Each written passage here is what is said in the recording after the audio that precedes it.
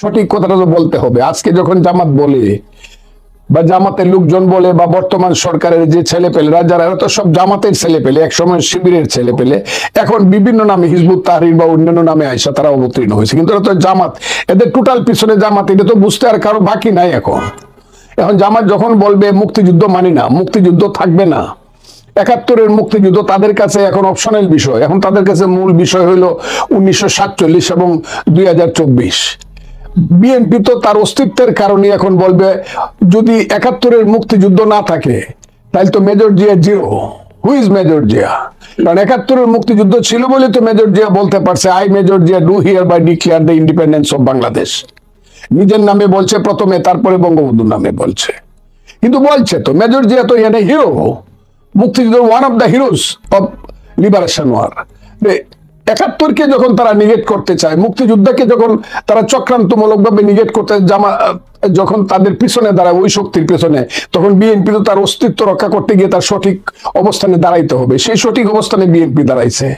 আমরা তো গত 6 মাস বিএনপির, আমি নিজেই তো বলছি জামাত এখন তার অতীতকে অনেক কিছু পিছনে ফেলিয়ে নতুন করে রাজনীতি একটা অবস্থানে যাইতে চাচ্ছে, কিন্তু আমরা তো দেখতেছি না প্রতিদিন জামাতের ছেলেরা। কারা জামাতের ছেলে? আমি তো টেলিভিশনে বা ওই ইউটিউবে দেখলেই বুঝি এরাই হলো জামাতের ছেলে, শিবিরের ছেলে, অথবা এদের আদর্শিক ছেলে, যাদের দাড়ি দেখলে, চুল দেখলে, কথার স্টাইল দেখলে বোঝা যায় ওরা ওই ছেলে।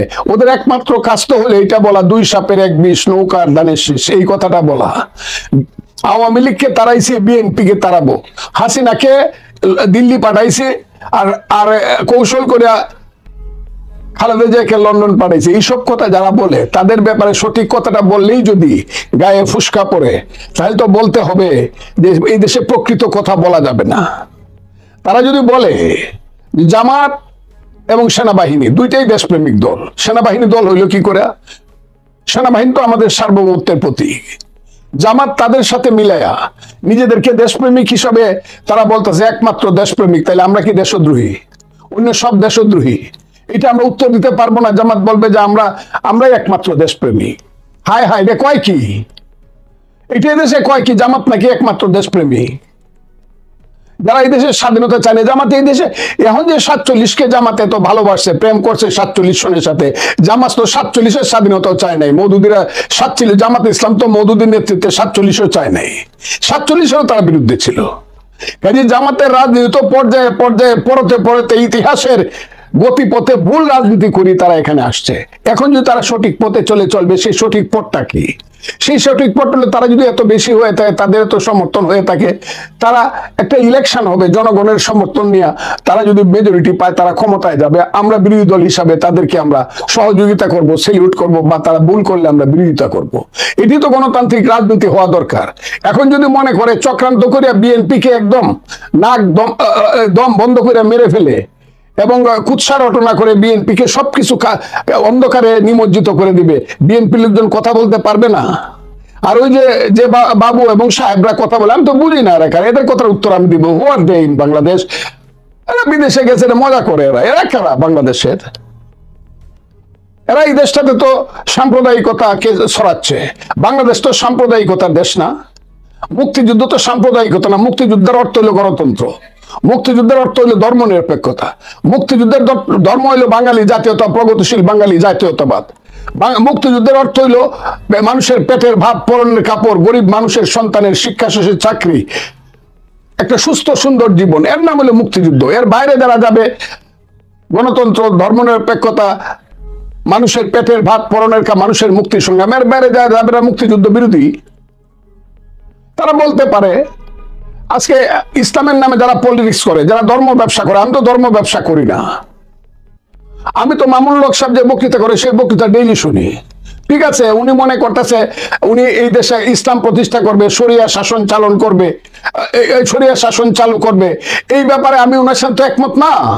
আমি তো ফির দুনিয়া, আমি গণতন্ত্র চালু করব, মানুষের সুযোগ সুবিধা চালু করব, এই দেশে উন্নয়ন করব, সারা পৃথিবীর সঙ্গে আমি কম্পিটিশন করব। আমি তো দুনিয়াদারি। উনি যদি দুনিয়া এবং আখেরাত দুইটাই চায়, ইসলামী শাসন, শরিয়া শাসন চায়, then he should go to the people. মানুষের কাছে যাইতে হবে, দেখি কত পার্সেন্ট ভোট মানুষ তাদেরকে দেয়।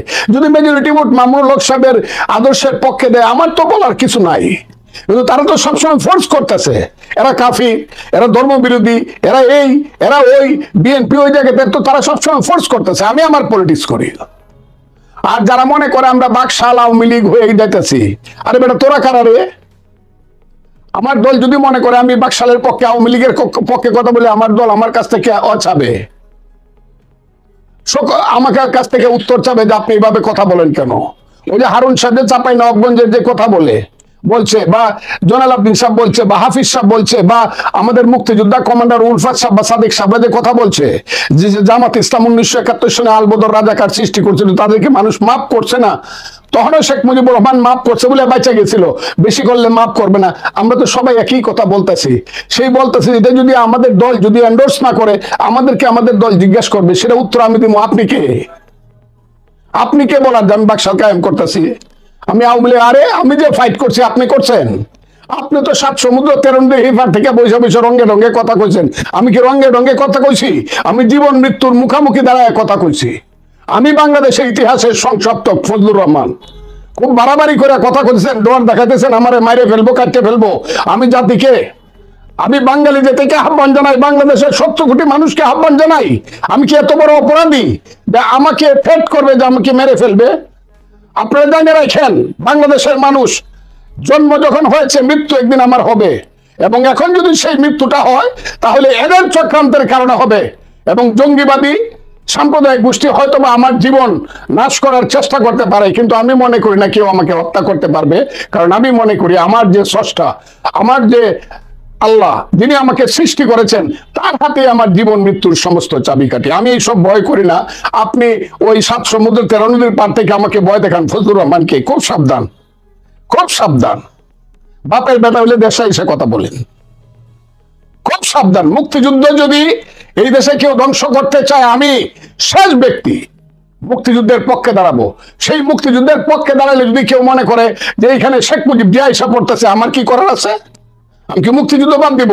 আমি তো মৌলানা ভাসানীকেও বাদ দিই না, আমি বঙ্গবন্ধু শেখ মুজিবুর রহমানকে বাদ দিই না, আমি তাজউদ্দিন সৈয়দ নজরুলকে বাদ দিই না, আমি উসমানী জিয়াউর রহমানকে বাদ দিই না, আমি খালেদ মুশাররফ দেরকে বাদ দিই না, 11 জন সেক্টর কমান্ডারকে আমি বাদ দিই না। তো আমি 2 লাখ মুক্তিযোদ্ধাকে তো স্যালুট করি। আপনারা তো সব মাইনাস করতে চান, আমি তো মাইনাস করতে চান। আপনারা বলতে চান গোলাম আজম বুঝি এই দেশটা সৃষ্টি করছে। এই কথা তো মানবো না। আপনাদের মাপ চাইতে হবে যদি এদেশে রাজনীতি করতে হয়। যারা স্বাধীনতা বিরোধী ছিলেন, যে আমরা 71-এ ভুল করছিলাম, আপনারা আমাদেরকে মাফ করেন। যেমন শেখ হাসিনাকে মাপ চাইতে হবে যদি আওয়ামী লীগ যদি এসে রাজনীতি করতে হয়, তাকেও হাত জোর করে মাপ চাইতে হবে। তারপরও মানুষ ক্ষমা করবে কিনা দেশের মানুষ, সেটা তখন বোঝা যাবে। আমি খুব ক্লিয়ার কথাটা বলতেছি। আমার কারোর প্রতি কোনো মেলাইস নাই, কারোর প্রতি আমার কোনো বিদ্বেষ নাই, কিন্তু আমি বলে come to the people and take the verdict of the people of Bangladesh. আপনি কি মনে করেন আমি আপনাকে বলি, তারা যে কথাটা বলতেছে এটা ঠিক কথা হইলো? এরা তো সবাইকে আঘাত করতেছে, এরা তো সবার বিশ্বাসের উপরে এরা ছুরিকাঘাত করলো। এই যে সার্জিস ছেলেটা যে ওই দিন 31 তারিখে যে বললো যে এই আন্দোলনের ব্যানগার্ড ছিল শিবির, ছাত্র শিবির, এটা করে তারা তো সব ছাত্রকে অপমান করলো, সমস্ত মানুষকে অপমান করলো। আমরা তো বলতে চাই, তারা তো বলতে পারতো এই আন্দোলনের ব্যানগার্ড ছিল বাংলাদেশের সমস্ত ছাত্র জনতা, শুধু ছাত্র ছিল। এবং আমার কাছে মনে হয় বাংলাদেশে যাকে আমরা বটগাছ মনে করি, বটগাছের চেয়ে উঁচু মনে করি, কইরা যাকে বিনা প্রশ্নে আইনা বাংলাদেশের মানুষ তাকে প্রধান উপদেষ্টা, সেই ইউনূস সাহেব যখন কথা বলে, শুধু বলে বৈষম্য বিরোধী ছাত্র আন্দোলন সব করছে এবং তাদের নেতৃত্বে সব ব্যাপারে, এইটা কয়ে তো তাদেরকে আরো বেশিও করতেছে। বাপ যখন সন্তানকে বেশি বেশি মানে লিমিটের চেয়ে বেশি যখন বাপ সন্তানকে বেশি কি কইব, তাকে গুণ আরোপ করতে চায়, সন্তান তো নষ্ট হবেই। এই জায়গাতে গেছে। তো আমি আপনাকে বলি একটা কথা, আপনাকে জিজ্ঞাসা, কেন সমালোচনা করবে না? আজকে এখানে বসছিলাম, একটা ইউনিভার্সিটির 2টা ইউনিভার্সিটির ভাইস চ্যান্সেলর আমার সাথে আমি বসছি, 2জন ইউনিভার্সিটির সাবেক ভাইস চ্যান্সেলরের সাথে বসছিলাম, 3জন সিনিয়র সচিবের চেয়ে উপরের সচিবের সাথে আমি বসছিলাম, যারা আগে সচিব হয়ে রিটায়ার করছে, পাকিস্তানের সিএসপি, পাকিস্তান আমলের সিএসপি, যারা এই দেশের সচিব হয়ে রিটায়ার করছে।